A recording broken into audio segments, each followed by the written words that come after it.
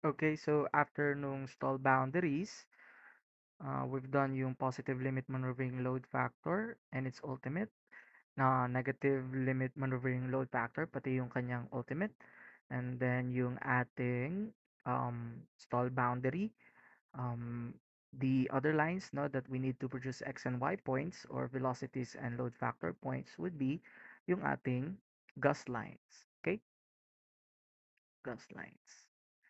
A, B, C, D.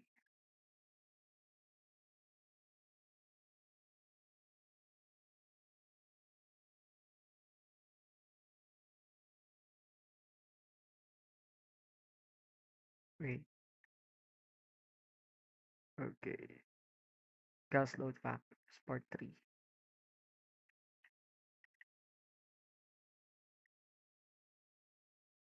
So for part 3,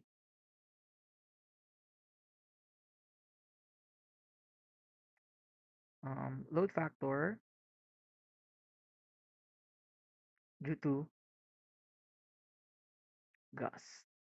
Kasi again, if we have, no, if we have gusts during flight, no, your aircraft would experience a different load factor than it actually is, no, producing.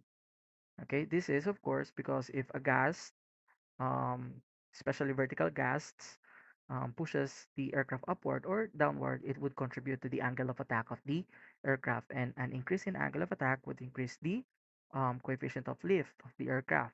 And an increase in coefficient of lift would increase the lift of the aircraft.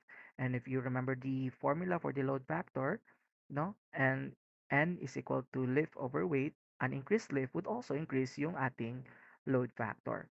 So we have to take into consideration yung effect ng gas sa ating flight envelope. Okay, so we will start with the um hold on, yung gas load factor natin corresponding to the cruising airspeed. Okay, hold on.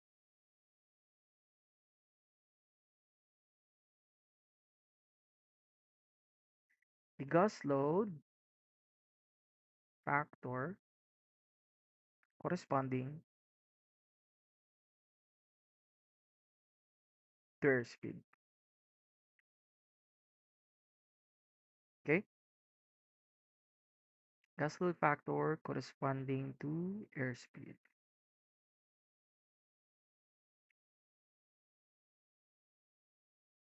So the formula for that would be yung positive n natin. Again, yung mga load factors natin is simply n, no? So to distinguish them from each other na lang, sige, let's give them some subscripts, no? So this would be NC for cruising is equal to 1 plus change in load factor natin. Yung change in load factor na to, again, this is the effect of the gust, no, of the aircraft to our load factor. So let's give that a subscript also, no? So that's NC due to gas. Okay, NCG. So how do we get this NCG? Yung change in load factor. So change in load factor due to gas for the cruise corresponding to cruise. Hold on. Should be cruising airspeed. Okay, cruising airspeed.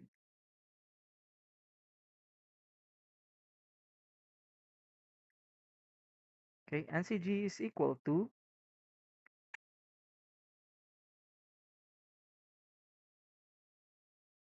um, that's K UC VC and then yung ating A over 575 ng wing loading. Okay? So, ito yung paano kukunin yung ating change in load factor for cruising due to gust. And then, what are these factors no, na nasa loob na itong change? Let's start with yung K, gas factor.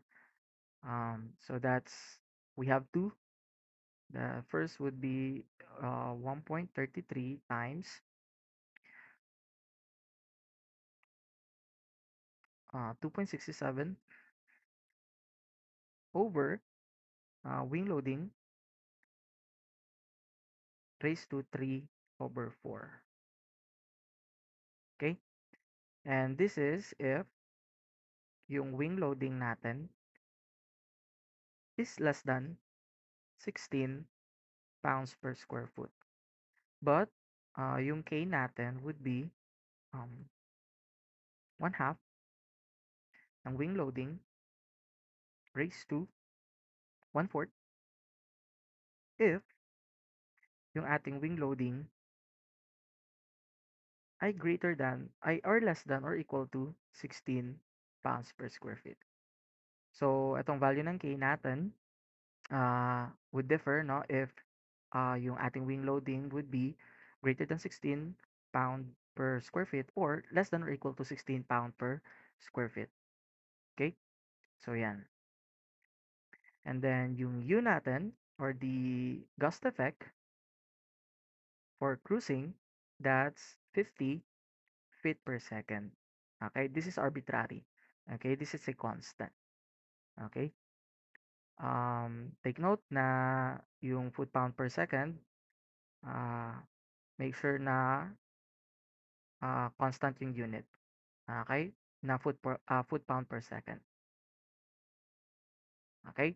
Pag ginamit natin dito sa formula ng change. Kasi this formula right here is may conversion factor na 575. Kasi yung for the velocity, ang gagamitin natin should be in knots. Okay? Should be in knots.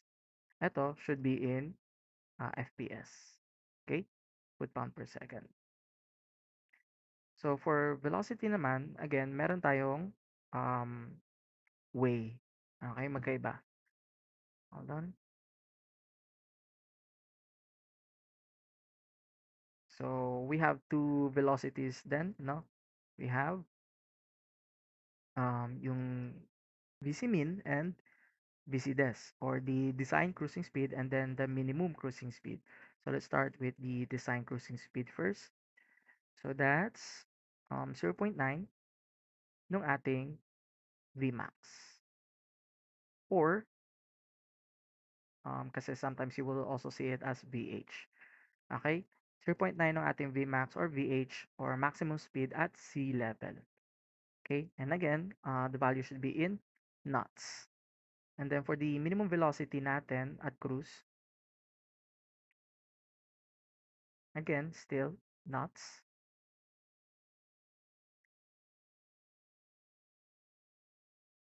That's 33 na times the wing loading natin.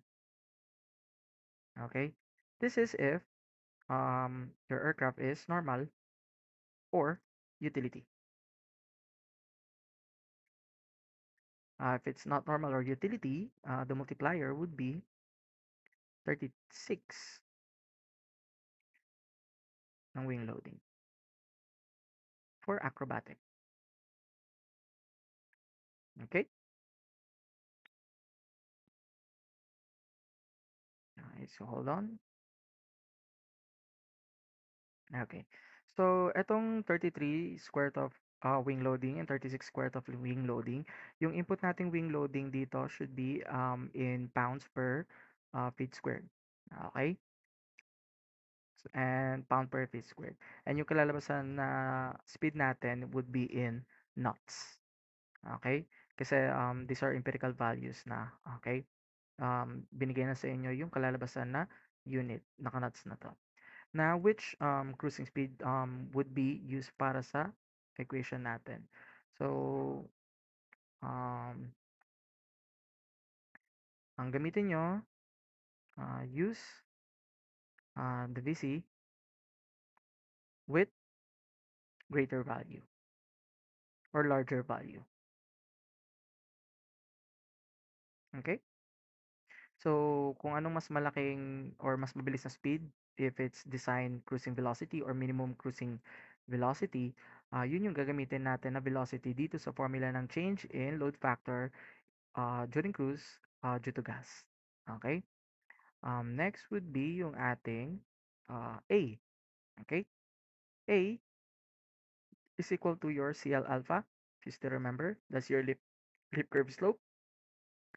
And then, formula natin for that, you still remember yung from your previous lecture, no? So that's 2 pi AR effective times S exposed over SREF times fuselage lift factor all over, all over 2 plus 4 plus ARF squared, beta squared, eta squared, and then um, times 1 plus tan squared, yung sweep natin at maximum thickness, all over beta squared. And then this, simula sa 4, is naka-square root. Okay? Another way to get yung ating lip curve slope. By the way, this lip curve slope is for the geometric wing natin, no? Or for the finite wing. You can also get yung lip curve slope from theoretical values. Okay? You that's if you have the lip curve slope ng ating infinite airfoil or infinite wing, and that's A infinite 1 plus A infinite all over pi EAR. Tama? Um, and then on some textbooks, if you still remember, yung pi EAR natin sa drag polar can be written as the induced drag constant, no? K is equal to 1 over pi EAR. Kasi if you remember, no, when writing yung CDT, that's equal to CD0 plus CDI, such that yung CDI natin is equal to KCL squared. Okay, itong K is yung 1 over pi EAR. Okay? And then itong A infinite, um, that's yung change in theoretical lift over change in angle of attack of that would produce that coefficient of lift. Okay? So that's CL2 minus CL1. Maliit na CL2 kasi theoretical lift all over yung angle that would produce this coefficient of lift minus yung angle na magpo-produce netong coefficient na lift na to. Okay? So, meron na tayong K, UC, VC, and alpha. And then yung 575, constant yan. Make sure lang na yung U nyo ay naka FPS, feet per second. And then yung cruising velocity natin ay naka knots. And then yung wing loading natin ay naka pound per square feet. Okay? And then you will get na yung ating change in um, load factor for cruising due to gas. Okay? That's for the positive. Okay? And also, yan rin yung kay negative. Okay? Positive or negative. Papalitan lang natin yung operation ito. Positive or negative. Okay? So, madodrawing na natin yung gas lines natin for cruising velocity corresponding to cruising airspeed. Okay? So, again, ito yung magiging effect nung sa load factor na during with respect to cruising airspeed, no, or cruising region kapag nagkaroon ng gust sa ating paglilipad. Ito yung may experience natin bagong load factor. Okay? So once nakakuha na kayo netong n, that will be the y point and then different velocities, no? So after that, again, gawa kayo ng table. Okay? So this would be table number 2 na. Tama?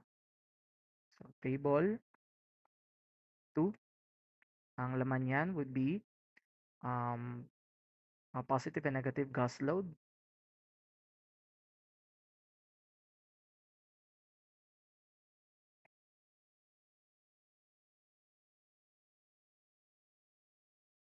factor corresponding to cruising airspeed. Wait lang ah.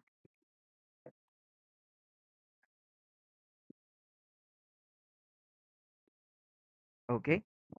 So, ang laman ng table na yan would be, again, yung ating velocities at knots still. And then, yung positive n na nakuha natin due to, with yung kasama na yung change in load factor due to gust. And then, yung negative n. Okay? So, yan yung magiging table natin.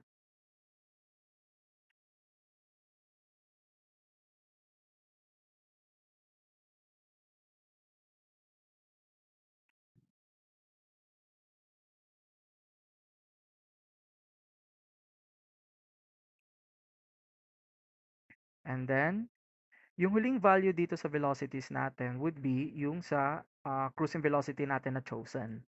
Okay, and then yung start would still be at 0 and then again hanggang VC increments of 10 knots. Okay, hanggang VC. So if your cruising velocity is at 190 knots, again that's 0, 10, 20, 30, 40, 50, 60, 180 hanggang 190. Okay? And then itong positive n natin, again, you will get that from yung equation natin, no? Just above this one, that's 1 plus, since nasa cruising tayo, that's cruising, 1 plus uh, yung change in load factor for cruising due to gas. Okay? Positive. And then for the negative, that is simply 1 minus change in NCG. Okay? So again, this would be, ito ngayon yung magiging plot points natin para sa linya natin, para sa gas line, para sa cruise. Okay? Yung velocities will be the x, and then yung load factors natin will be the y. Okay? So if you have a, tawag dito, again, yung flight envelope natin, no? Ay, dito tayo. I don't have to draw na that pala. Okay, so magi-start tayo lagi sa 1, no? Para sa gas lines. Kasi from the formula itself, 1, no? 1 plus change. Kasi kung 0 ang velocity mo dito, 0 magiging change. Okay? So 1 plus 0 would equate to 1. So the lowest value ng load factor natin would be 1. Okay? So again, that's 1. And then yung nakuha nating plot points na velocities. Okay? That's positive and negative.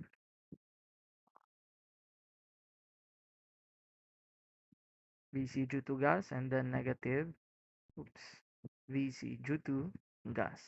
Okay? And then, yung linya na to,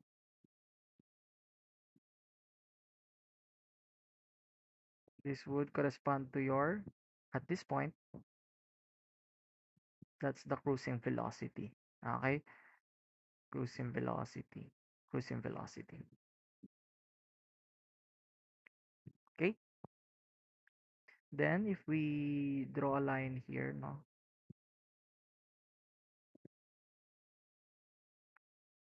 Ito yung from there hanggang kay 1, that's your change in NGC. Okay? So, yan. Makakakuha na rin kayo ng values para sa mga linya na to. Again, yung x-axis natin would be the speeds, and then yung makukuha yung load factors here would be the y points. Okay? So, for the VC, pag na-solve nyo na to, pag in-input natin yung VC dyan, no? Tapos in-input nyo yung, makakuha kayo ng change in load factor due to gas for the cruising airspeed. So, yun. And then, plus 1 para makuha yung positive limit na yun. So, ang makukuha yung value on that, yung dulo. Yung dulo, no? So, yung load factor at this point.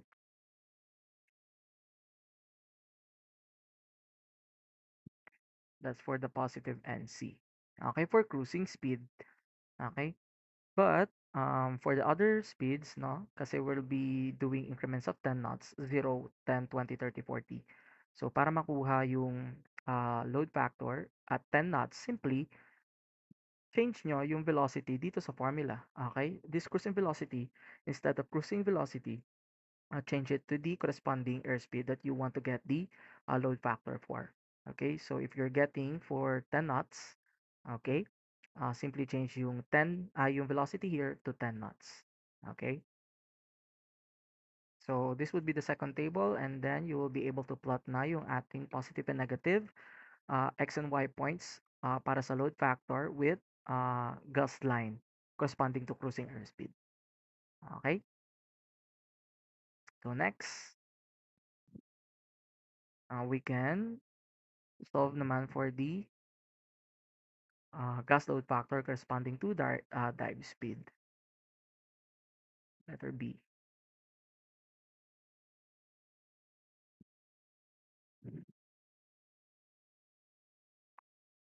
Gas load factor, paano ko na-name yan? Gas load factor corresponding to diving speed.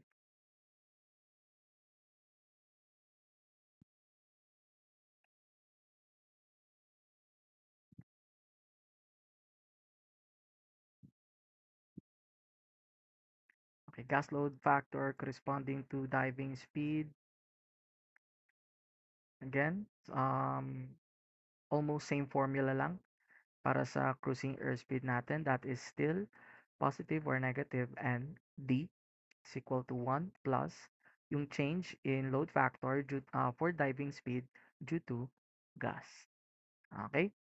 And then, again, formula natin for NDG is equal to K UD VD lift curve slope over 575 wing loading. Okay? Such that yung K natin dito, again, same from the change in NCG. Same with the lift curve slope, same from change in NCG. Yung UD natin would be 25 FPS. And then yung VD natin would differ. Okay? Differ depende sa ating type of aircraft. That's 1.4 nung chosen cruising velocity natin from previous one. If your aircraft is normal category, 1.5 if utility, and then 1.55 if acrobatic. Okay? So, yung depende kung what type of aircraft you have. If you have utility, multiply yung chosen cruising velocity natin from this one, whichever is greater, tama. And then multiply it by the scalar factor na 1.5, and then you will get the diving speed that you will be inputting in this formula for the change in load factor for the corresponding to diving speed due to gust. Okay? And then yung ating lift curve slope would still be the same lift curve slope all throughout. Okay? So you will be getting yun, yung ating load factor for diving speed. Okay? And then, pag na-solve nyo na yan, again, table 3. Table 3.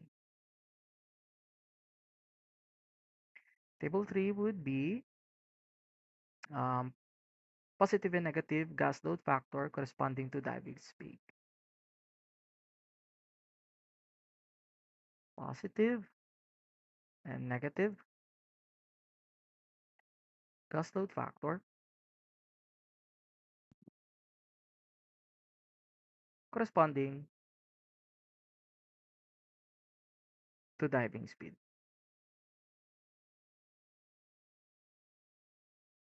Okay? And then the table would still be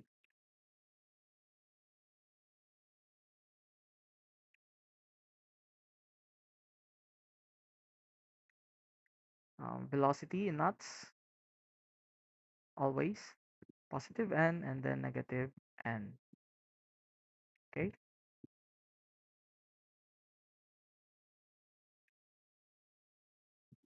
And then yung dulo ng x-axis, x points natin would be the uh, diving speed. Start with 0 and then again increments of 10 knots.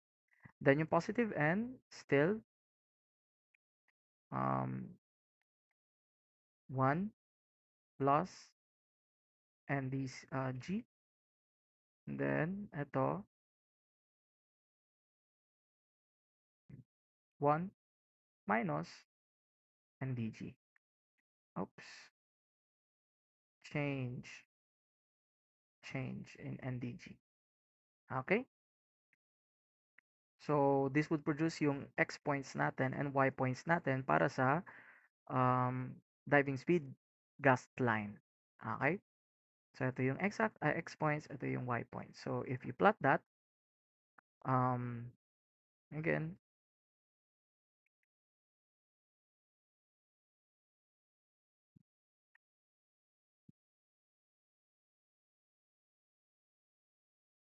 itong linya sa dulo would be your um, y-axis ng inyong diving speed, no? This is the maximum boundary natin, no? On the right-hand side of the flight envelope. Going beyond that speed would automatically result to structural failure. Okay? And then these 2 points, where the gust line meets the y-axis ng ating diving speed are the highest and lowest um, load factors, no, for gust line. Okay? So, to get yung mga points for this, yan, mga points niyan, again, that would correspond to different velocities, no? In this case, we will be doing increments of 10, and then, of course, each velocities, meron sila kanya-kanyang load factor. That's how you will be plotting this diagonal line, okay? Yung diving speed gas lines natin. Oops, sorry, no, I forgot. Yung gas lines natin would always start from load factor 1. Okay? N is equal to 1 at this point, at that point. Okay? So, yep. So, makapag-plot na kayo ng um, positive velocity diving speed gas lines and then negative velocity diving gas line. Okay? Yan yun. Yan yung dalawang yan. Okay? So, that's pretty much it, no? Para sa pag-solve natin. Yun lang naman kasi yung mga kailangan nating linya eh. Para in order for us to create the gauss lines. Tama? You will be able to create your flight envelope now with all the load factors that we have solved so far. We have the stall boundary na. We also have the positive and negative maneuvering lines and also the ultimates. And then you have the line for the boundary natin sa right-hand side, the y-axis ng ating diving speed velocity. Tama? Diving velocity. So, you will be able to create na your flight envelope. Okay? So, that's pretty much it, no?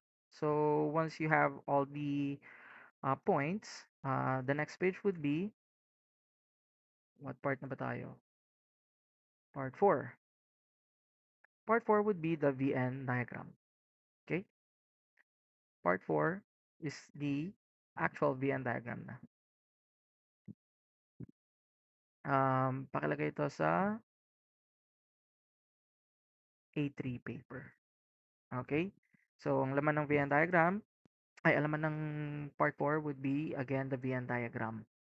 Okay? Make sure na when you create your VN diagram, naka A3 tayo, kayo na bahala mag-scale, kayo na rin bahala maghanap kung saan nyo ipa-plot yung mga tables natin. Okay? Just make sure na you plot it well. Okay? Make sure na um, use different lines, different colors, especially clearly state yung ating boundary layer, no? Yung flight envelope borders. Okay? I've already taught you guys how to create the flight envelope on your on the previous discussion, and just create it on the um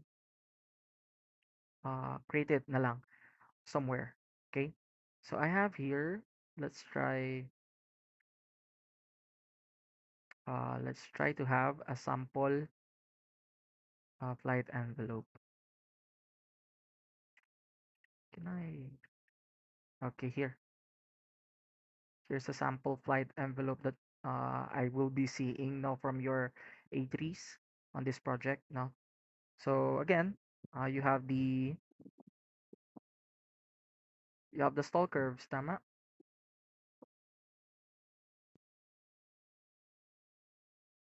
You have these stall curves right here, upper and lower stall curves, and then the yellow line would be yung ating points ng um, load factors natin for the cruising airspeed due to gust. Yung blue line would be load factors for the diving speed due to gust. Okay? Take note na the table for the load factors due to gust ng cruising velocity would end at the cruising velocity line, and then you have to connect that point dun sa dulo ng positive VD gas line. Okay? Same with the negative VC gas line. Yung dulo niyan, connect nyo sa negative VD gas line. Okay? And then itong dalawang pulang linya sa taas, that's your positive and negative maneuvering limits. Tama? And then clearly state yung inyong other speeds. You can state here yung ating VSTOL. And then there's also the VSTOL flaps, no? You can also tell what speed the VSTOL at flaps fully extended is. Yung VSTOL at full flaps at fully extended um, VSTOL at flaps fully extended is simply 1.1 ng ating VSTOL. Okay? And then you have yung ating maneuvering airspeed, no? And then yung cruising velocity, and then the diving speed velocity. Now, this is not how I want you guys to create it. I want you to also clearly draw the flight envelope itself. Okay? To draw that, again, yung left boundary natin would be yung sa V-stall, and then follow yung curve ng stall boundary.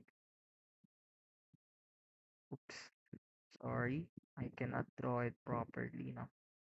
Follow that border, and then yung ating positive limit maneuvering load, and then yung lower stall boundary, and then yung negative limit curve. Um, oops, doesn't end there actually. Let me